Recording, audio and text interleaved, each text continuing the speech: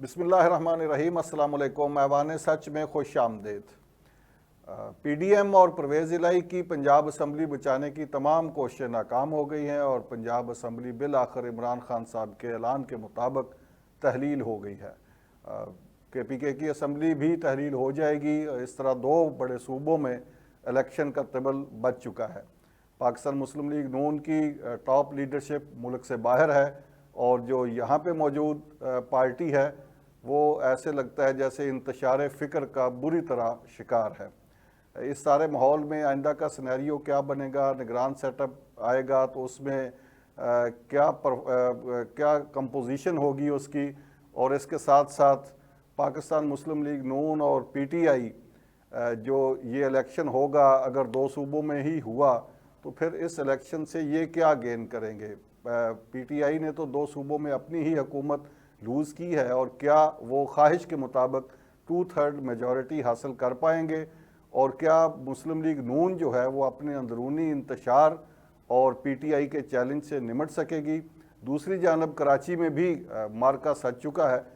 वहाँ पे MQM के तमाम धड़ों की जो इत्तेहाद हुआ, ये इत्तेहाद क्या देखते हुए किया गया, और इस इत्तेहाद ने जो पहली धमकी लगाई थी वो पीपल्स पार्टी पर तो कारगर साबित हो गई, लेकिन उसके बाद इलेक्शन कमीशन ने गेम पलटा के रख दी।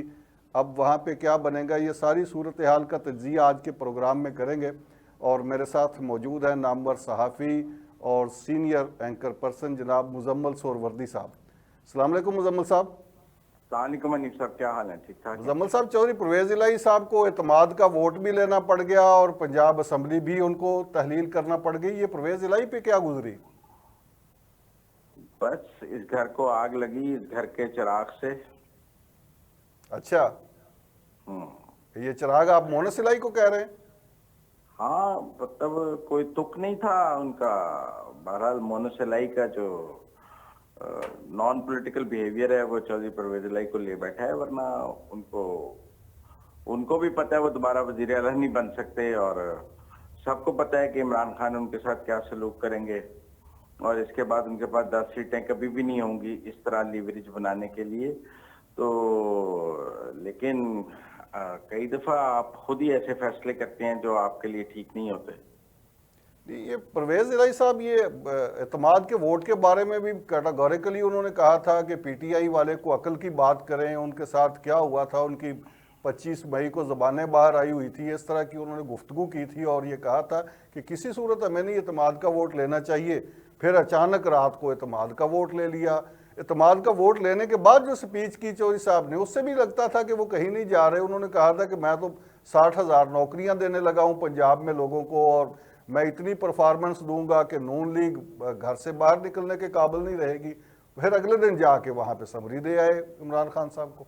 दोपहर को भी उनका ये था कि पंजाब में बल्दियाती इंतखाबात हो रहे हैं और बल्दियाती इंतखाबात तक पंजाब असम्बली नहीं तोड़ी जाएगी।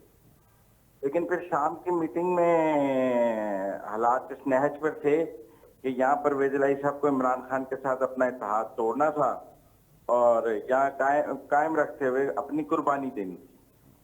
तो मोनस से उन्होंने मशवरा किया, तो मोनस ने उन्हें कहा कि आप अबू जान अपनी कुर्बानी दे दें, आप अपना सर इमरान खान को दे दें।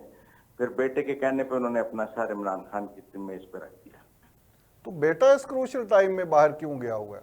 कहते हैं कि भागा हुआ है या गया हुआ है? देखिए, ये जिस तरह मरियम नवाज का इस मौके पर मुल्क से बाहर रहना नवाज शरीफ का नाकाबिले फहम है, उसी तरह मोनस का मुल्क से बाहर रहना नाकाबिले फहम है। जब एतमाद का वोट था, सब कुछ था, मोनस को पाकिस्तान में होना चाहिए था, मोनस नहीं है। उनकी सारी फैमिली ECL पे है, हत्ता कि मोनस की बेगम भाई सब ECL पे हैं। उनका दोस्त फरहान वाला जो वाकया है वो भी हमारे सामने है।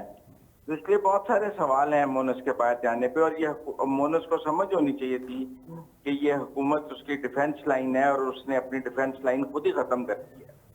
ये अहमद फरहान वाला भी वाकया हुआ, और एक ये भी कहा जा रहा है कि चौधरी परवेज़ इलाही साहब ने फिर इमरान खान साहब से कहा कि भाई ये हमारे साथ तो ये सलूक हो रहा है, मोनस के दोस्त को पकड़ लिया गया है और उसके बाद फैमिली उनकी ECL पे है, तो हम क्या करें? तो खान साहब ने कहा कि मैं तो आपको पहले ही कह रहा था कि ये किसी के सके नहीं होते। तो आप मेरे साथ आ जाएं और असेंबली तोड़ें, ये बात ठीक है? देखिए ये बात ठीक है, लेकिन बात ये है कि अगर खान परवेज साहब दो काम तो नहीं कर सकते थे। मतलब अगर वो ये सोच रहे थे कि वो एस्टेब्लिशमेंट को भी रख लेंगे और इमरान खान को भी रख लेंगे, तो ना इमरान खान इतने बेवकूफ थे, ना एस्टेब्लिशमेंट इतनी बेवकूफ थी कि उन्हें दोनों तरफ चलने देती। फिर एक पॉइंट आ गया कि एस्टेब्लिशमेंट ने उन्हें वापस वादे कर दिया कि अगर आप इमरान खान के साथ हैं तो हमारे साथ नहीं है, और अगर हमारे साथ हैं तो इमरान खान के साथ नहीं है। इसी तरह इमरान खान की कामयाबी ये है कि वो चौधरी परवेज लाई और एस्टेब्लिशमेंट के हालात इस मैच पे ले आया, जहां पे परवेज लाई को फैसला करना था कि उसने एस्टेब्लिशमेंट के साथ चलना ही है इमरान खान के। ऐसे मौके पर मोनस इलाही ने फिर एस्टेब्लिशमेंट की बजाय इमरान खान का फैसला किया। ये चौधरी परवेज इलाही का एक बड़ा उनके हवाले से तारीखी फैसला नहीं है कि उनकी तो बुनियादों में ये बात नहीं है कि वो एस्टेब्लिशमेंट के खिलाफ खड़े हों, और अब वो एस्टेब्लिशमेंट के अब भी अगेंस्ट वो लाइन नहीं पे जाना चले गए। चाहते थे, लेकिन चूंकि मोनस जाना चाहता था तो वो क्या करते, मोनस को डिसोन तो नहीं कर सकते थे। तो ये तो फिर वाकई घर के चिराग से ही आग लगी। हाँ, अच्छा चले, ये चौधरी परवेज इलाही का तो एक हो गया कि उनकी तो ये मजबूरी बन गई, उन्होंने मजबूरी का नाम शुक्रिया कहते हुए इमरान खान के सामने सर तस्लीम खम कर दिया। ये नून लीग को क्या हुआ? वो भी बड़े दावे कर रही थी कि ये जनाब इतने 20 बंदे तो नहीं आएंगे बिल्कुल, और पता नहीं हम पंजाब हुकूमत गिरा के अपनी हुकूमत बना के जाएंगे, राना सनाउल्लाह कह रहे थे। और बड़े मैच्योर सियासतदान है नून लीग वाले, वो भी मार खा गए। नहीं उसमें मैं समझता हूँ कि अभी तो ये बज़ाहिर लग रहा है कि वो मार खा गए हैं, लेकिन मैं समझता हूँ कि एस्टेब्लिशमेंट ने ये फैसला किया कि पंजाब असेंबली टूटने दी जाए। ये एस्टेब्लिशमेंट ने फैसला किया? हाँ, क्योंकि देखिए लोग नून लीग के पास तो नहीं थे, लोग तो एस्टेब्लिशमेंट के पास थे ना, हमें साफ बात करनी चाहिए। नून लीग ने तो कोई बंदे नहीं तोड़े हुए थे ना। तो एस्टेब्लिशमेंट ने उन लोगों को वापस परवेज इलाही को दे दिया और कहा जाकर इत्तेमाद का वोट ले लें। और मैं समझता हूं कि चौधरी साहब इस खेल को समझ नहीं सके, उन्होंने इत्तेमाद का वोट तो ले लिया, लेकिन नतीजतन हुआ ये कि अगले दिन उन्हें असेंबली तोड़नी पड़ गई। लेकिन चौधरी साहब ऐसे खेल में फंस गए थे कि अगर वो इत्तेमाद का वोट ना लेते तो अगले दिन हाई कोर्ट ने कह देना था कि आप लें, उधर से भी तो फैसला आ जाना था। उधर से फैसला आ जाना था। उस सूरत में एस्टेब्लिशमेंट ने ये सोचा कि अगर हम इत्तेमाद का वोट रोक लेंगे तो इमरान खान ये कहेंगे कि जी एस्टेब्लिशमेंट ने हमारे बंदे गायब कर दिए, हम नहीं ले सके, न्यूट्रलिटी को नुकसान पहुंचेगा। और फिर पंजाब में जो अगला इलेक्शन है सीएम का, वो भी रन ऑफ इलेक्शन तक जाना था, वोट उसके लिए भी पूरे नहीं थे और मजीद को 8-10 लोगों के जोड़ तोड़ करना पड़ना था। तो मैं ख्याल एस्टेब्लिशमेंट ने ज्यादा आसान फैसला लिया, उन्होंने कहा तोड़ देने दें, निगरान हुकूमत चला लेंगे। अच्छा, अगर आपके बकौल ये एस्टेब्लिशमेंट ने फैसला किया कि पंजाब असेंबली तहलील हो जाने दें, तो इस एस्टेब्लिशमेंट के इस फैसले का तो फिलहाल तो ऐसे ही लग रहा है कि पीटीआई को ही फायदा होगा। कैसे? पॉपुलैरिटी बढ़ेगी उनकी, वो अपने अज़ाइम के मुताबिक 2/3 अक्सरियत हासिल कर लेंगे पंजाब में। कब? ये जब इलेक्शन होंगे, अभी निगरान सेटअप आ जाएगा तो 90 दिन में इलेक्शन नहीं होंगे? मुझे नहीं लगता 90 दिन में इलेक्शन। ये आप कैसी ज़ियाउल हक साहब वाली बात कर रहे हैं? उन्होंने तो कहा था कि 90 दिन में करवा देंगे। देखिए अगर 90 दिन में इलेक्शन हुए तो पाकिस्तान में शफाफ इंतखाबात और निगरान हुकूमतों का कॉन्सेप्ट फ्लॉप हो जाएगा। वो कैसे? अब इन्होंने 12, 13 या 14 जनवरी को असेंबली टूटेगी तो 90 दिन 14 अप्रैल को बनते हैं जी। मरकजी हुकूमत की मुद्दत खत्म होगी 25 अगस्त को। बिल्कुल। तो ये बात सामने आ जाएगी कि जी 14 अप्रैल को क्यों इलेक्शन कराए जाएं, सारे इलेक्शन 3 महीने बाद इकट्ठे क्यों ना कराए जाएं। तो फिर क्या ये टेन्योर बढ़ाया जाएगा निगरान हुकूमत का? जी जी, टेन्योर बढ़ाया जाएगा। तो ये आइन में इसकी कोई ऐसी है प्रोविजन? तो कोर्ट से ले लिया जाएगा ना कि जी मुल्क में शफाफ इंतखाबात के लिए ऐसा किया जा रहा है। तो ये खुद निगरान हुकूमत जाएगी फिर कोर्ट में? नहीं, कोई सियासी जमातें चली जाएंगी, कोई चला जाएगा, लेकिन मेरा ख्याल है कि मार्च में ये एक्टिविटी अभी तो नहीं करेंगे, फरवरी आराम से गुजरेगा, शेड्यूल आ जाएगा, होगा, फिर मार्च में ऐसा कुछ शुरू हो जाएगा। तो ऐसा नहीं हो सकता कि ये प्रेशर फेस कर जाएगी पीडीएम के? ऐसा नहीं हो सकता कि वो इस प्रेशर में आके पीडीएम भी फिर मरकजी इलेक्शन भी कराने का ऐलान कर दे? नहीं, मुझे नहीं लगता। बल्कि मुझे लगता है कि निगरान हुकूमतें आने के बाद इमरान खान की जो डिफेंस लाइन है वो खत्म हो गई है, और उनकी गिरफ्तारी और ये सब कुछ फर्क होगी वाले केस दोबारा खुलना और ये वो सब दोबारा जो है आगे बहुत एक्टिव हो जाएगा। इसका मतलब ये है कि जो वक्ती तौर पे लग रहा है कि इमरान खान साहब जो फतह के शादियाने बजा रहे हैं ये ज्यादा देर तक नहीं बजेंगे, नहीं है, मुझे नहीं लगता। और जो अबूरी हुकूमतें होंगी उनका सेटअप आप आगे टाइम से आगे बढ़ता हुआ देख रहे हैं? मैं आगे देखता हूँ। अच्छा, तो नवाज शरीफ साहब वो लंदन के पेविलियन में बैठ के ही मैच देखते रहेंगे या रिंग में उतरेंगे भी? मैं ख्याल है मरियम नवाज आ जाएंगी जनवरी में। अच्छा, और नवाज 20 शरीफ से 25 जनवरी के दरमियान वो आ जाएंगे। नवाज शरीफ क्या सोच रहे हैं, वो क्यों नहीं आ रहे, अब क्या प्रॉब्लम है उनको? भाई हुकूमत कर रहा है, क्यों उसकी हुकूमत खराब करें आके, आकर क्या करें? अब तो पंजाब में तो अब अगर इलेक्शन की कैंपेन तो शुरू हो जाएगी जैसे ही ये, बल्कि पीटीआई वो ने तो की मरियम हुई। आके करेगी और उसके आखिरी फेज में बड़े मियां साहब भी आ जाएंगे। अभी कोई मतलब आप सब कह रहे थे हमजा नहीं आ रहा, तो असेंबलियां तो टूट रही थी, हमजा कोई वजीर आला बन रहा था जो वो आ जाता। इसका मतलब है कि उन्हें पता था ना कुछ नहीं हो रहा, अभी वरना निगरान वो हमजा को पंजाब पाकिस्तान वापस ना बुला लेते। ख्वाजा इमरान नजीर दुबई थे, पीएमएलएन के अपने लोग पाकिस्तान में मौजूद नहीं थे, इसलिए उनको पता था कुछ नहीं हो रहा। ठीक, आप मेरी बात समझे ना, ये अगर असेंबलियां टूटने से रोकनी थी, कोई गेम बहुत सीरियस थी, तो हमजा शहबाज तो मुल्क में आ जाते, ख्वाजा इमरान नजीर और मुस्लिम लीग नून के 6 एमपी मुल्क से बाहर से, वो तो मुल्क में आ जाते। बज़ाहिर तो ऐसे ही लगता है कि उन्होंने भी कहा कि ठीक है जो होता है होने दे। वहां उनकी असेंबली टूट रही है, टूटने थे बस। एक उन्होंने पोस्टर रखना था कि हम तोड़ने के खिलाफ थे, ताकि कल को जब मुद्दतें बढ़े तो वो कहें हम तो देखें तोड़ने के खिलाफ थे, इन्होंने खुद ही तोड़ दिया, अब हम क्या करें। अभी ये इलेक्शन कैंपेन को जिस तरह ये मरियम नवाज को नया ओहदा दिया गया है, तो अब पार्टी को मरियम नवाज ही लीड करेंगी और इसमें शाहिद खाकान अब्बासी वगैरह और जितनी भी सीनियर क़यादत है वो सब फॉलो करेगी मरियम को ही फिर, और शहबाज शरीफ समेत? देखें, पीछे ना पीएमएलएन ने बहुत से वर्कर कन्वेंशन किए हैं, ठीक है ना, जी, मुख्तलिफ शहरों में, जिनसे शायद खान साहब ने खिताब किया है, लेकिन उनकी को मीडिया हाइप नहीं बन सकी। सही। तो शायद खान साहब को मौका तो दिया गया है, लेकिन अब अपनी लीडरशिप उन्होंने खुद एस्टेब्लिश करनी है। अब उनकी लीडरशिप एस्टेब्लिश करने के लिए भी तो शरीफ खानदान ने नहीं आना ना। ठीक, अब पीछे मतलब 6-7 माह से मरियम नवाज यहाँ नहीं है, शायद खान साहब को किसने रोका हुआ है? मुख्तलिफ शहरों में वर्कर कन्वेंशन से वो खिताब कर रहे थे, जबकि वहां ना शहबाज जा रहे थे, ना हमजा जा रहा था, ना मरियम जा रही थी, ना कोई जा रहा था, वही नंबर 1 लीडर के तौर पे। तो अगर उनके खिताबात को लाइव कट भी नहीं मिल रहा और वो मीडिया में कोई टेंशन भी नहीं ले पा रहे, सोशल मीडिया पे भी उसकी कोई हाइप नहीं है, तो पार्टी क्या करे? इसका मतलब है कि पार्टी की सतह पे भी ये बात एस्टेब्लिश हो गई है, जानी मानी गई है कि मरियम नवाज ही क्राउड पुलर हैं। हाँ, तो फिर देखे ना, या तो अल्टरनेट क़यादत खुद को एस्टेब्लिश कर ले और कहे कि जी मेरा राइट बनता है। अगर आप खुद भी किसी काबिल नहीं है और दूसरों को जो है उसको करने भी ना देंगे जी ये, तो फिर क्या होगा?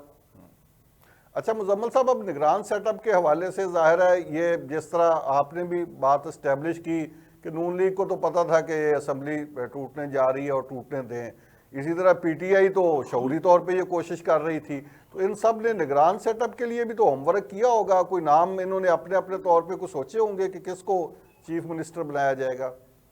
सर्टनली 3 नाम इधर से पीएमएलएन दे देगी, 3 नाम पीटीआई से आएंगे, उन पर इत्तेफाक नहीं होगा, वो इलेक्शन कमीशन के पास चले जाएंगे, इलेक्शन कमीशन उन 6 में से एक को सिलेक्ट कर लेगा। अभी कोई नाम ज़ेरे गर्दिश है, कोई मार्केट में आया नाम? मैं नहीं समझता अभी कोई सीरियस नाम मार्केट में आए। कराची में क्या हुआ, सब वो एक दूसरे को जो राह के एजेंट कह रहे थे वो सारे अचानक इकट्ठे हो गए, प्रेस कॉन्फ्रेंसें भी हो गई और फारूक सत्तार भाई भी चौथे नंबर की कुर्सी पे बैठ गए, मुस्तफ़ा कमाल भाई भी, खालिद मकबूल सदीकी भाई भी, और सब भाई भाई मिलके वो उन्होंने तड़ी भी लगा दी। फारूक सत्तार साहब ने अकेले इलेक्शन लड़ा, उन्हें कितने वोट मिले? वो भी शायद खाकान अब्बासी के जलसों वाला हाल हुआ। अच्छा, मुस्तफा कमाल ने 3 इलेक्शन लड़े, उन्हें कितने वोट मिले? वो भी इसी तरह का ही बना सिस्टम। और ये फिर भी MQM पाकिस्तान भी इलेक्शन हार रही थी। ये तो अपनी सर्वाइवल के लिए इकट्ठे हुए हैं ना। ये देखिए, इनकी तकसीम जो थी वो हमें समझ नहीं आती थी कि ये क्यों आपस में तकसीम हो रहे हैं। इनकी ताकत तकसीम हो जाएगी, ये कमजोर हो जाएंगे। ठीक। लेकिन आज उनका इकट्ठा होना तो कॉमन सेंस है कि अगर वो आज भी इकट्ठे ना होते तो फिर मर जाते। आज उनको इकट्ठा करने के लिए कोई बात समझाने की जरूरत तो नहीं है। आज उनकी अपनी सर्वाइवल का इशू है। अब चाहे मिलकर फारूक सत्तार भी पार्लियामेंट में पहुंच जाए, मुस्तफा कमाल भी पहुंच जाए, खालिद मकबूल सिद्दीकी भी पहुंच जाए, तो वो बेहतर नहीं, बजाय इसके कि तीनों पार्लियामेंट से बाहर हो जाएं। इसमें ये जो फिर कहा जा रहा है कि वहां पे भी कोई एस्टेब्लिशमेंट ने रोल प्ले किया इनको इकट्ठा करने के लिए, ताकि नहीं नहीं, पीटीआई मेरे को ख्याल टफ में टाइम दिया जा एस्टैब्लिशमेंट सके। ने रोका नहीं उनको इकट्ठा होने से। वो इकट्ठा ऐसे ही होना है तो उनकी जरूरत थी, मैं समझता हूँ। जैसे इमरान अगर वो खान के इकट्ठे ना खिलाफ, होते तो कभी भी तो मर जाते। जैसे इमरान खान के खिलाफ अदम एतमाद आने में रोका नहीं उन्होंने, ऐसे उनको इकट्ठा होने में रोका नहीं गया। हाँ, रोका नहीं गया। खैर, मैं आपकी पहली बात से मुत्तफिक नहीं हूँ, लेकिन दूसरी बात से मुत्तफिक हूँ। अच्छा, पहली बात आप समझते हैं कि रोका गया था अदम एतमाद लाने से? नहीं, फैसिलिटेट की गई अदम एतमाद। अदम एतमाद फैसिलिटेट की गई थी। हम्म। हाँ चले, ये आप ज्यादा ज्यादा बेहतर अल्फाज इस्तेमाल कर रहे हैं मुझसे, मैं एडमिट करता हूँ इस पे। अच्छा चले, ये पीपल्स पार्टी को धमकी तो काम कर गई एमक्यूएम के तमाम धड़ों की, और उसके बाद इलेक्शन मुलतवी हो गया। फिर ये इलेक्शन कमीशन ने कहा कि नहीं हम इलेक्शन कराएंगे, तो अब क्या बनेगा? देखिए, अब इलेक्शन कमीशन क्या करता है। आज रात तक ऑर्डिनेंस जारी हो जाएगा। जैसे इस्लामाबाद के बलदियाती हुआ, पीपल्स पार्टी अपना मेयर लाना चाह रही, लेकिन जब उन्होंने हालात इस न्याय तक देखे कि उनके इस फैसले के नतीजे में मरकजी हुकूमत गिर जाएगी, और मेरे ख्याल में वो एस्टैब्लिशमेंट ने भी उन्हें कहा कि हम एमक्यूएम को मैनेज नहीं करेंगे आपके लिए, आप खुद मैनेज करें। वरना माजी में तो एमक्यूएम एक फोन कॉल पे मैनेज हो जाती थी। जी, को मसला थोड़ी था, वो तो इंतखाबात का बाइकाट भी कर देते थे और फिर ये कौमी का बाइकाट करके सूबाई लड़ लेते थे। उन जैसे फैसले तो पूरे पाकिस्तान में किसी सियासी जमात ने नहीं किए हुए जैसे उन्होंने किए हुए हैं। और उनके फोन कॉलों पे तो इस बार लगता है कि पीपल्स पार्टी को इसका ये पहले ख्याल था कि हम उनको मरकजी हुकूमत छोड़ने से तक नहीं जाएगी और हम अपना मेयर ले आएंगे। लेकिन मेरा ख्याल है फिर एंड पे सबको समझ आई कि अगर वो एस्टैब्लिशमेंट ने उनको नहीं रोक रही और वो कह रही है कि आप खुद मैनेज करें इनको, तो फिर खुद मैनेज तो उनकी बात मानकर ही होना था ना। तो वो तो बात मान गए, लेकिन अब इलेक्शन कमीशन नहीं मान रहा। अगर इलेक्शन कमीशन का मौकफ प्रिवेल कर गया तो फिर 15 को इलेक्शन होंगे और फिर एमक्यूएम बाइकाट करेगी। रात वो ऑर्डिनेंस भी जारी कर रहे हैं।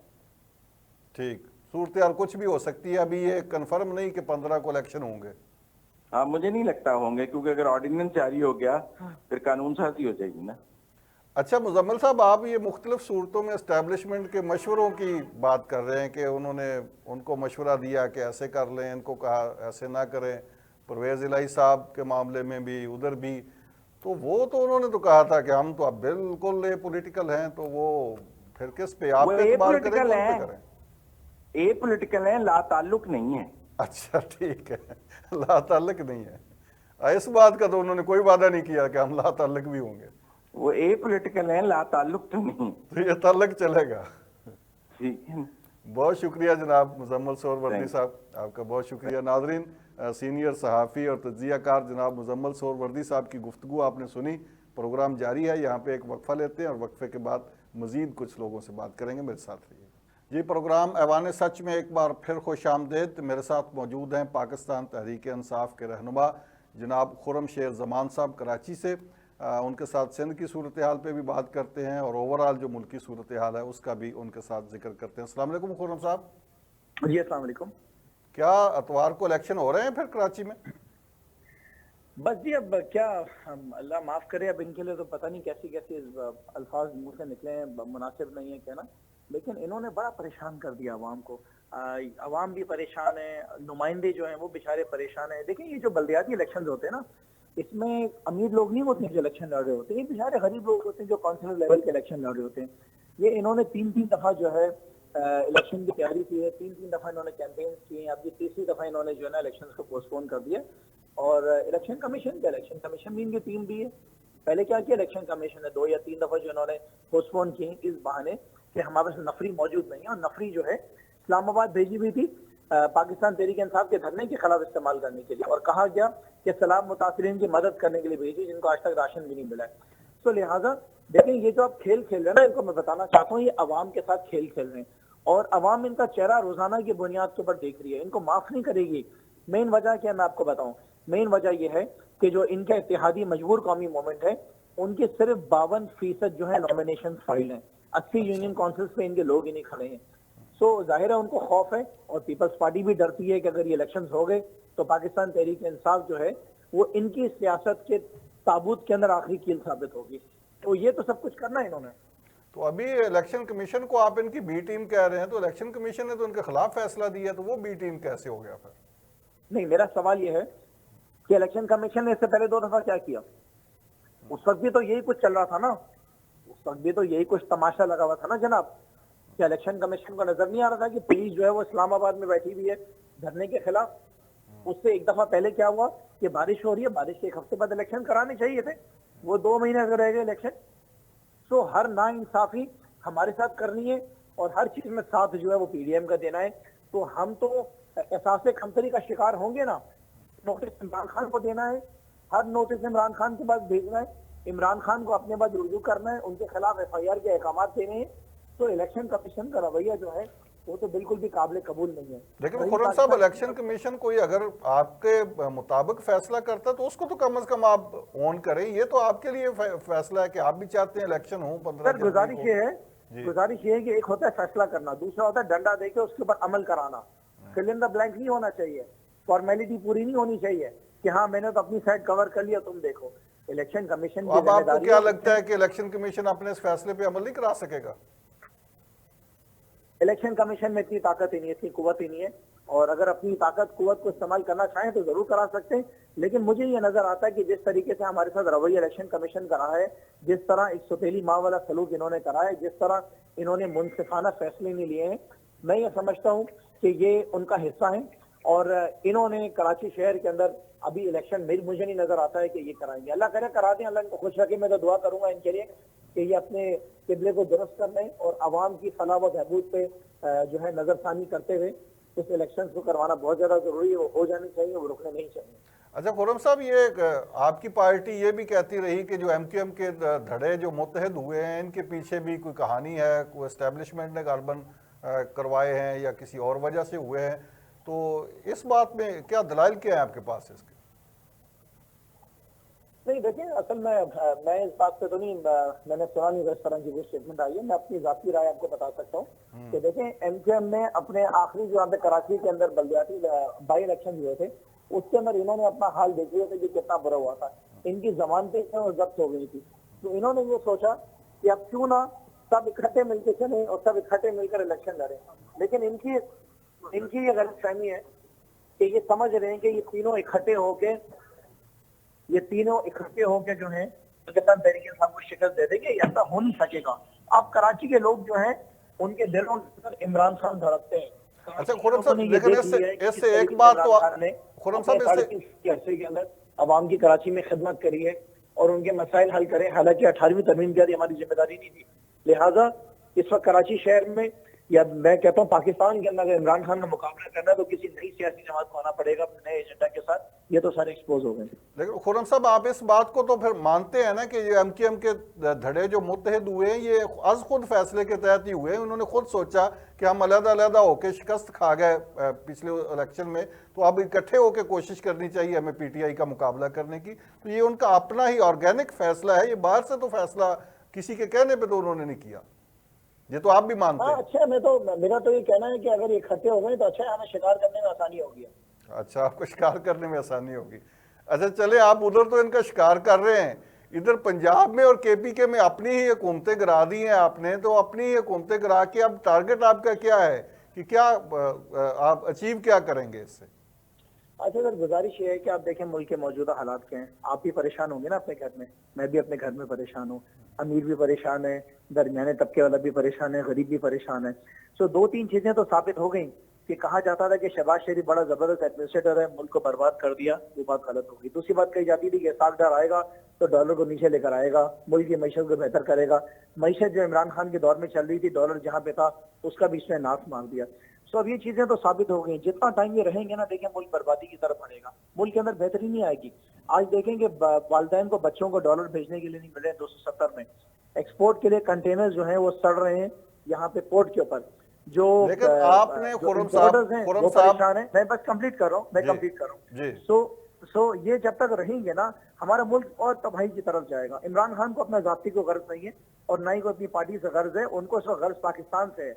वो ये जानते हैं कि जब तक ये रहेंगे, देखे ना, इमरान खान को अगर जात से गर्ज होता ना तो इमरान खान कहते अच्छा जितना टाइम रहेंगे ना ये और लोग इनको गालियां देंगे। हम तो मुल्क की फिक्र कर रहे हैं कि इलेक्शंस हो जाएं ताकि हम मुल्क की भागदौड़ को संभालें। आपकी इस बात से खुर्रम साहब एग्री, आपकी इस बात से एग्री कि आपने इसलिए ये किया है कि मुल्क में इलेक्शन हो जाए, लेकिन इलेक्शन तो इन सूबों में ही होंगे, मरकज में तो इलेक्शन होते नजर नहीं आ रहे, ना उन्होंने कोई ऐसा फैसला किया है, तो फिर आपको क्या फायदा हुआ 2 असेंबलियां तोड़ने का? नहीं, देखिए समझता हूँ कि जब मुल्क के 2 इतने बड़े सूबों के अंदर इलेक्शन होने जाएंगे तो डेफिनेटली सियासी जमात एक अपना जो है कार्ड फेंकती है और कुछ एक कार्ड को सेव भी करती है। तो मैं समझ रहा हूँ कि इनके ऊपर जितना प्रेशर आएगा उस सूरत में इलेक्शन ये कराने पे मजबूर होंगे, जरूर कराएंगे। अगर नहीं कराएंगे तो और ज्यादा मुल्क को नुकसान पहुंचाएंगे और नहीं, मुल्क को तो नुकसान होगा, लेकिन आपके इस इकदाम का मुल्क को क्या फायदा होगा? आपके इस इकदाम से तो दोबारा सूबों में इलेक्शन हो रहे हैं, मुल्क में तो इलेक्शन नहीं हो रहे। आपसे मैंने कहा ना कि मुल्क के मुफाद के लिए हर सियासी जमात कुछ ना कुछ कोशिश तो जरूर करती है ना, तो आप समझें कि ये भी एक कोशिश है। ये कोशिश की गई है कि उसके जरिए जो है मुल्क को इलेक्शन की तरफ जाया जाए। ये कोशिश है, अल्लाह ताला कामयाबी दे। इस कोशिश में तो आपकी नाकामी नविश्ता दीवार लग रही है, क्योंकि पीडीएम तो हुकूमत गिराने के मूड में नहीं है, वो तो नहीं अपनी हुकूमत गिराएगी, ना पीपल पार्टी सिंध में हुकूमत गिराएगी, तो आपकी कामयाबी का क्या इम्कान है? हम लोगों के दिल के अंदर ज्यादा बुलंद हुए हैं, लोगों की नजर के अंदर हम ज्यादा फख्रू हुए हैं कि हमने हुकूमतों को तरजीह नहीं दी है, हमने मुल्क को तरजीह दी है। तो लोग आपसे खुश होंगे, आपसे मुतमईन होंगे, तो उसके नतीजे में दोबारा आपको इन्हीं सूबों में हुकूमत दे देंगे, फिर वो तो पहले भी आपके पास है। जी बिल्कुल ऐसा ही होगा। जी जी जी बिल्कुल ऐसा ही होगा। हाँ, तो वो हुकूमत आप जो पहले आपके पास है दोबारा मिल जाएगी, मुल्क को क्या मिलेगा इससे? नहीं, देखिए आप बात समझ नहीं रहे मेरी, मैंने 2-3 दफा एक ही बात आपसे दोहराई है, मैं एक दफा और दोहरा देता हूँ कि हर सियासी जमात जो है अपने मकसद में कामयाब होने के लिए, मुल्क के मुफाद के लिए कोई ना कोई रिस्क जरूर लेती है, तो आप इसको रिस्क में काउंट कर लीजिए। बहुत शुक्रिया जनाब खुर्रम शेर जमान साहब, आपका बहुत शुक्रिया, आपने हमें टाइम दिया। नाजरीन, यहाँ पे एक वक्फा और वक्फे के बाद ये प्रोग्राम जारी है मेरे साथ। जी, ऐवान सच में एक बार फिर खुश आमदेद। पाकिस्तान के सीनियर सियासतदान, पीपल्स पार्टी के रहनुमा और नामवर दानश्वर जनाब कमर जमान कायरा साहब हमारे साथ टेलीफोन लाइन पर मौजूद हैं, और हम कायरा साहब से मौजूदा जो सियासी सूरत हाल है इस पर रहनुमाई हासिल करने की कोशिश करते हैं। अस्सलाम वालेकुम कायरा साहब। जी वालेकुम अस्सलाम। कमर जमान कायरा साहब, चौधरी परवेज इलाही साहब एतमाद का वोट नहीं लेना चाहते थे, आखिर वक्त तक वो अनाउंस करते रहे, उसके बाद उन्होंने एतमाद का वोट भी ले लिया, फिर वो पंजाब असम्बली तहलील नहीं करना चाहते थे, आखिरी वक्त तक असम्बली भी तहलील कर दी। क्या गुजरी चौधरी परवेज इलाही पर? इसका जवाब तो चौधरी परवेज इलाही दे सकते हैं, उनसे क्या क्या गुजरी है, लेकिन हमारी ये कोशिश जरूर थी, और चौधरी साहब भी इसलिए तो नहीं इमरान खान के गए थे, हमारी तरफ से वजारत आला का ऑफर थी, और वो सारा कुछ है तो फरमान छोड़ के अपनी रवायतें तोड़ते हुए या रवायतों के मुताबिक वो सारे कले तोड़ते हुए चले गए। अब उन्होंने असेंबली को डिसॉल्व करने का भी जो है वो ऑर्डर दे दिया है, ये एडवाइस भेज दी है। हमारी कोशिश थी कि ये खान साहब की तरफ से असेंबलियों पे हमला ना हो और असेंबलियां अपनी जो आईनी मुद्दत है वो पूरी करें, लेकिन खान साहब इस बात से बजिद थे और हैं कि पाकिस्तान में क्राइसिस बढ़ता रहे, वो क्राइसिस से अपने आप को स्ट्रेंथन करते हैं, भले उससे मुल्क का नुकसान हो रहा हो। आप गौर करें, जब से खान साहब की हुकूमत गई है, क्योंकि उससे पहले भी उन्होंने अपने दौर में भी अपोजिशन के साथ जो सलूक रवा रखा, उसकी बुनियादी वजह यही थी कि पाकिस्तान के अंदर कोई भी किसी किस्म का जो आपस में मिल बैठ के या इकट्ठे चल के कोई सियासी अमल को आगे बढ़ाना, वो उनके बारे में नहीं था, उनकी सियासत को सूट नहीं करता। और अब जाने के बाद भी उनका यही तरीका है, वो सड़कों पे है, वो पाकिस्तान में जब कोई बेहतरी की खबर आती है वो इमीडिएटली एजिटेशन पे चले जाते हैं।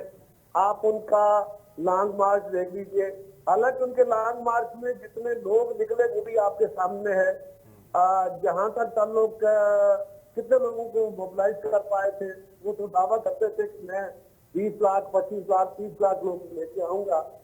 लेकिन अब भी उनका ख्याल ये है कि जब लोगों ने आराम से बैठ गए और आर्गूमेंट सुनना शुरू कर दिया, तो इस वक्त उनके खिलाफ जो तोशाखाना से लेके और ऑडियो वीडियो चल रही है और बाकी चीजें अल कादर ट्रस्ट है या और जो उनके फैमिली के इश्यूज निकल रहे हैं, ये सारा कुछ इमरान खान के अपने कारकुन उनसे मायूस है। तो अगर ये लड़ाई के मोड में न रहे तो ये कारकुन ठंडे होकर सोचेंगे तो खान साहब और जो है अपनी पॉपुलैरिटी लूज कर बैठेंगे। उसके लिए वो समझते हैं कि उनको जो लड़ाई का मोड है वो बहाल रखना चाहिए। हम इस वक्त पाकिस्तान को मुश्किलात का सामना है। इस वक्त हमारी फाल क़यादत में पाकिस्तान की फाल खारजा पॉलिसी और प्राइम मिनिस्टर की जो क़यादत है, बिलावल साहब ने खारजा पॉलिसी के अंदर जो फतूहात की है, फतूहात में इसलिए कह रहा हूँ कि ये बहुत बड़े बड़े काम हुए हैं। अभी पाकिस्तान को जो फ्लड के बाद या इकोनॉमिक रिवाइवल के लिए जो सपोर्ट चाहिए थी, वो सेटअप से लेके अब तक ये जो हमारी लेटेस्ट कॉन्फ्रेंस हुई है, डोनर्स कॉन्फ्रेंस, इसमें जितनी कामयाबियां हुई हैं, ये वो जो डिप्लोमेटिक डिबैकल हुआ था इमरान खान के दौर में, उन्होंने जो तबाही फेरी थी, उसका रिवाइवल हुआ है। और उसका रंग सिर्फ इकोनॉमी में नहीं है, बल्कि आज पाकिस्तान के अंदर बहुत सारे दोस्त ममालिक, वो चाइना है, वो यूरोपियन यूनियन है, दुबई है, सऊदी अरेबिया है, वो बड़े पैमाने पर पाकिस्तान में इन्वेस्टमेंट प्लेज कर रहे हैं, जो हमारे लिए लॉन्ग टर्म बहुत जरूरी है। और जब ये अमल हुआ है, उसके फौरन बाद खान साहब ने ये असम्बलियों पे हमला करके फिर कमर जमान साहब, चौधरी परवेज इलाही से आप सियासी इख्तलाफ कर सकते हैं, उनके नजरियात के साथ जाहिर है आप डिसएग्री करते हैं, आपका अपना पॉइंट ऑफ व्यू है, लेकिन चौधरी साहब की दानिश और उनकी समझदारी पे तो आप भी मानते होंगे उनको, वो कोई घाटे का सौदा करने वाले बंदे हैं तो नहीं। तो ये इस सौदे से, ये जो उन्होंने किया इमरान खान के साथ मिलकर, इससे उनको क्या बेनिफिट मिलेगा? चौधरी साहब हमेशा इशारों पे पॉलिटिक्स करते हैं, ये उनका बड़ा क्लैरिक कॉन्सेप्ट है, यही उनकी विजडम है कि उन्होंने हमेशा बड़े वाज़ेह तौर पे मखसूस इशारों या मखसूस जगहों से ताकत हासिल की है। और ये अब कोई छुपी हुई बात नहीं कि खान साहब के साथ भी जब वो गए तब भी उनको क्या इशारे मिले, ये खान साहब या चौधरी साहब ने खुद ही बता दिया। ये आप ये फरमा रहे हैं कि चौधरी साहब हमेशा उधार की दानिश पे दानिश्वर कहलाए। जी, अगर तो चौधरी साहब की अपनी दानिश हो तो फिर तो वो चौधरी साहब के साथ खड़े होते, लेकिन सवाल ये है कि वो हमेशा राइट साइड पे खेले हैं हमेशा। और अब भी जरदारी साहब के साथ वादा करके, चौधरी शुजा साहब के साथ चल के उन्होंने रात को वादा किया और सुबह कहाँ चले गए और कैसे गए, ये मोहम्मद सिन्हा ने भी बता दिया और चौधरी परवेज भाई साहब ने भी बता दिया कि कैसे गए, क्यों गए। और अब जो उन्होंने किया है, अब वो हालात के मारे जाने के काबिल कहीं रहे नहीं, इसलिए कि बड़ा भाई भी नाराज है, फैमिली को भी छोड़ बैठे, अपने सामने तोड़ बैठे हैं। और अगर वो जमात भी उनके साथ नहीं चलती, मुस्लिम लीग या हमारी ग्रुप के अंदर भी उनकी जगह नहीं है, तो खान साहब का पल्ले भी पकड़ के रखेंगे। और मेरा ख्याल है कि चौधरी साहब को इस बात का बखूबी अंदाजा है, लेकिन उनके बेटे ने उनको एक मुश्किल में फंसा दिया, वरना वो प्रैग्मेटिक पॉलिटिक्स के बादशाह है, वो जानते हैं कि अपना मुफाद कैसे लेना है। अब उनके लिए मसला ये है कि इमरान खान साहब तो यू टर्न लेने के बादशाह हैं, वो तो आंखें फेरते हुए जहांगीर तरीन से भी फेर लेते हैं। इनके लिए तो उनके जज्बात जैसे हैं, इनको भी पता है। खान साहब के लिए इनके जो जज्बात हैं और इनके जो खान साहब के लिए जज्बात हैं, ये कोई छुपी हुई बात नहीं है। और आइंदा आने वाले दिनों में जो खदशात चौधरी साहब के दिल में होंगे वो उनके सामने भी आ जाए। अच्छा कमर साहब, इस वक्त जो इमरान खान साहब हैं वो इस्टेब्लिशमेंट की मुखालिफ लाइन पे खड़े हुए हैं, अगरचे वो भी कभी खड़े होने वाले नहीं थे, लेकिन हालात बन गए ऐसे कि अब उनको अपनी पॉलिटिक्स के लिए खड़ा होना पड़ गया। इस्टेब्लिशमेंट अब ए पॉलिटिकल है, लेकिन वो कहते हैं कि नहीं आप पॉलिटिकल बनो, इसलिए वो उनकी मुखालिफ लाइन में आ गए। तो अब चौधरी साहब भी जो जद्दी पुश्ती इस्टेब्लिशमेंट की लाइन में ही खड़े होते थे, वो भी खान साहब के साथ मिल गए, तो अब चौधरी साहब को भी एस्टेब्लिशमेंट मुखालिफ ही समझा जाएगा। पहली बात तो ये है जी कि इमरान खान साहब एंटी एस्टेब्लिशमेंट नहीं हुए। अच्छा, अभी भी नहीं हुए? वो कभी भी नहीं थे और अभी भी नहीं हुए। ठीक। अभी भी वो पहले दिन से यही कह रहे हैं कि जनाब आप इनको घर भेजें, आप गलत आपने हुकूमत बनवा दी है। वो एस्टेब्लिशमेंट पे आज ये इल्जाम लगा रहे हैं कि मेरे साथ क्यों नहीं है, इनको छोड़ दें, कि आप इनको फारिग करें और मेरी हुकूमत लेके आए, मुझे सपोर्ट करें। ये तो इमरान खान की रोज की तकरीर है, ये असेंबली को चालू करें। तो वो तो एक्सटेंशन दे के भी बाजवा साहब को ताहयात बनाना चाहते थे, लेकिन आज भी सारा इवन टुडे आज भी इमरान खान साहब ये कहते हैं कि इस वक्त जो हुकूमत है आप इनके साथ ना चलें, आप बगावत करें आइन से, आप असेंबलियां डिजॉल्व कराएं, इस हुकूमत को घर भेजें, मेरा साथ दें। तो खान साहब, हम सारे और इस्टेब्लिशमेंट खुद भी ये कह रही है कि हम सियासी अमल में मुदाखलत नहीं करेंगे, हम अपने आईनी रोल तक रहेंगे। खान साहब कहते हैं नहीं, आप आईनी वायलेशन करें, आइन तोड़ें, लेकिन मेरे लिए तोड़ें। दूसरी गुजारिश, चौधरी परवेज इलाही साहब इस वक्त जिस हालात में फंसे हुए हैं, मैंने कहा ना वो घर भी छोड़ बैठे हैं और जमात भी छोड़ बैठे हैं। दूसरी तरफ वो इतना बड़ा दवा दे के गए हैं कि वहां की जगह बनती नहीं, उससे क्या बेहतरी की तवक्को। अब वो खान साहब के अलावा कहाँ जाए? लिहाजा उनको एक आसरा है कि चौधरी शुजात साहब चूंकि हमारे साथ बैठे हैं, लिहाजा कल वो किसी वक्त फैमिली के सुलह करके अपनी गलतियों पे नदामत का इजहार करके भाई को राजी कर ले तो फिर को स्पेस बना ले। इसके अलावा तो उनकी कोई स्पेस नहीं है।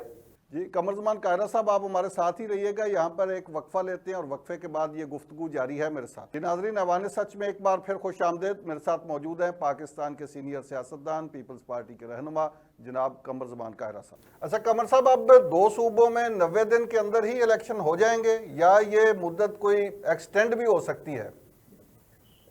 बज़ाहिर तो ये अच्छी कोई सूरत नहीं है। बज़ाहिर तो आइन में यही है कि असेंबलियां डिसॉल्व हो जाए तो 90 दिन के अंदर इलेक्शन होने होते हैं। अब देखें कोई ऐसा कुछ मुस्लिम लीग के कुछ दोस्तों के बयानात, मेरे पास फर्स्ट हैंड कोई नॉलेज नहीं है, लेकिन मीडिया के जरिए मुस्लिम लीग के कुछ दोस्तों के बयानात सुने हैं कि वो इस अमल को अदालत में चैलेंज करने जा रहे हैं। कोई ऐसा अदालती अमल शायद इसमें कुछ डिले का बायस बन सके। शायद ये असेंबली की तहलील के अमल को चैलेंज करने जा रहे हैं। जी, जो मैंने अखबारात में पढ़ा है जी, कहते हैं कि इसके बाद ये 2 नंबरी की गई है। ये अखबारात के हद तक है, ये मीडिया के हद तक है। मेरे पास फर्स्ट हैंड नॉलेज नहीं है। अच्छा, मैं खबर नहीं दे रहा जी। मैं ये कह रहा हूँ कि जो अखबारात में खबर छपी है उसके मुताबिक ठीक, अगर कोई पॉसिबिलिटी हो सकती है तो वो इतनी है कि कोई अदालती अमल शायद इसका बायस बने। अदरवाइज आइन बड़ा वादे है और ये इलेक्शन टाइम पे हो जाने चाहिए। कोई ऐसा ऑप्शन भी बन सकता है कि जो निगरान हुकूमत बनेगी उसके टेन्योर को एक्सटेंड कर दिया जाए, क्योंकि अप्रैल में इलेक्शन होंगे। अगर ये निगरान हुकूमत बनती है, ये 2-4 दिन के बाद ये प्रोसेस शुरू हो जाता है, तो फिर अप्रैल में इलेक्शन होंगे और अगस्त में जनरल इलेक्शन का टाइम आ रहा है, तो ये 2-3 माह का वक्फा ही है। तो कोई ऐसा ऑप्शन भी निकलता है कि ये फिर निगरान हुकूमत को एक्सटेंड कर दिया जाए और इकट्ठे इलेक्शन हो जाए?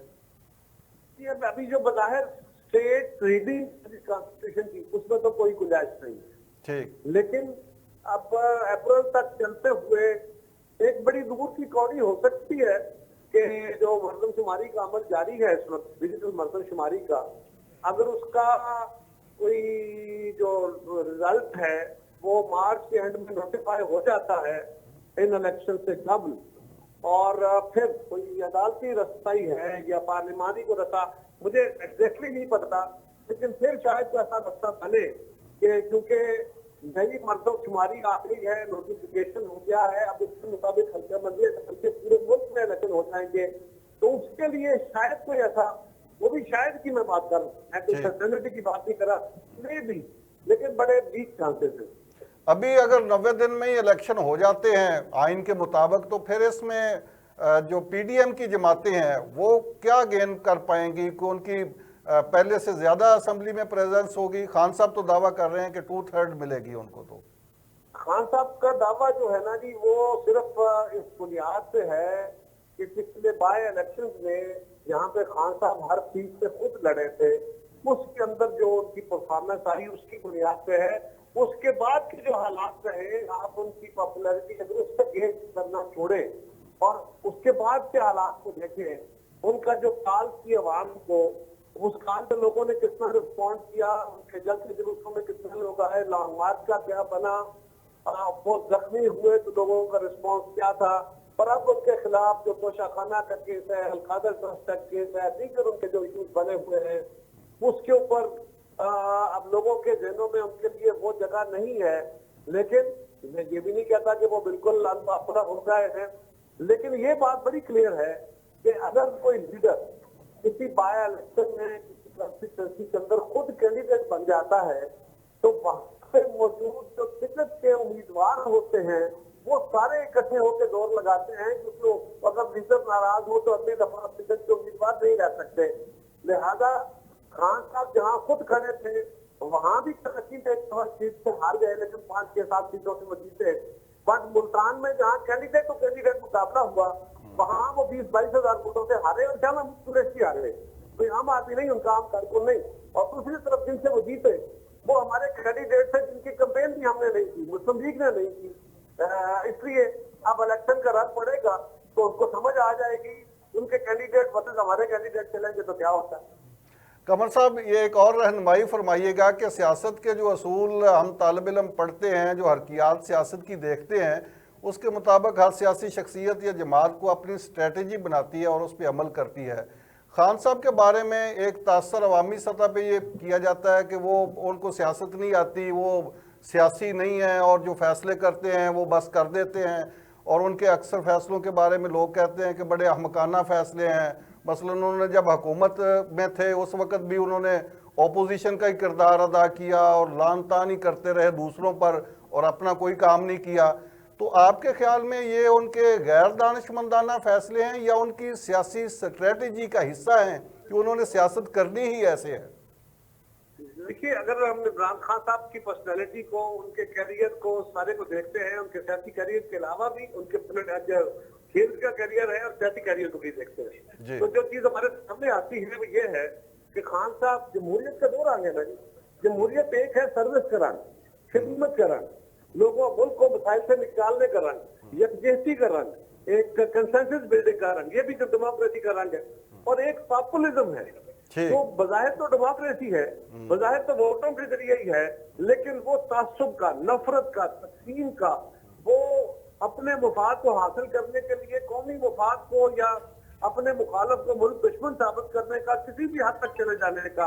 यानी जब जाके कोई लीडर अपने इस गुमान में चला जाता है कि मैं ही रियासत हूँ, वो लुई द 16 के बारे में कहा जाता है, 12 के बारे में कहा जाता है। एक उसकी कोटेशन है रूस के एक साबका बादशाह की, तो उसको पूछा गया मुल्क में हालात बड़े खराब हैं, तो ये कैसे इस तरह चल पाएगी हालात खराब के साथ साथ, तो और भी जगह शोरशें उठ रही है। तो उसने कहा but state, I am state. उसने ये कहा कि मैं ही रियासत हूँ। लिहाजा जब बंदा इस गुमान में चला जाता है कि मैं ही रियासत हूँ, तो उसको बाकी चीजों की फिक्र नहीं रहती। खान साहब की ये सियासत है और इसी को वो अचीव करना चाहते हैं। इसका मतलब ये है कि वो पाकिस्तान तहरीक इंसाफ को सियासी जमात से ज्यादा सियासी कल्ट बना रहे हैं। तो बनाया हुआ है जी, कोई शक वाली बात है। कुछ कराची के हालात पे भी तबसरा कर दीजिए। वहां पे आपने ऐन वक्त पे इलेक्शन मान लिया था, MQM की बात के नहीं करवाते, फिर इलेक्शन कमीशन ने फैसला कर दिया, तो अब क्या होगा वहां पे? मैं अभी इस फैसले से आगाह नहीं हूँ, क्योंकि मैं ट्रैवल कर रहा हूँ, ज्यादा मुझे इलेक्शन कमीशन के किसी लेटेस्ट फैसले का पता नहीं। इलेक्शन कमीशन ने कहा है, ये फैसला दिया है कि 15 जनवरी को ही इलेक्शन होंगे बल्दियाती, और हमने तैयारी की हुई है, उसको पोस्टपोन नहीं किया जा सकता। अब मैं उसके बारे में, क्योंकि अभी मुझे पता नहीं है मेरी पार्टी के पोजीशन क्या है, लिहाजा उसको प्रोटेक्ट करना मुनासिब नहीं। बहुत शुक्रिया जनाब कमर जमान कायरा साहब, आपकी बड़ी मेहरबानी। नाजरीन, कमर जमान कायरा साहब की गुफ्तगू आपने सुनी, मुझे दीजिए इजाज़त। अल्लाह हाफ़िज़।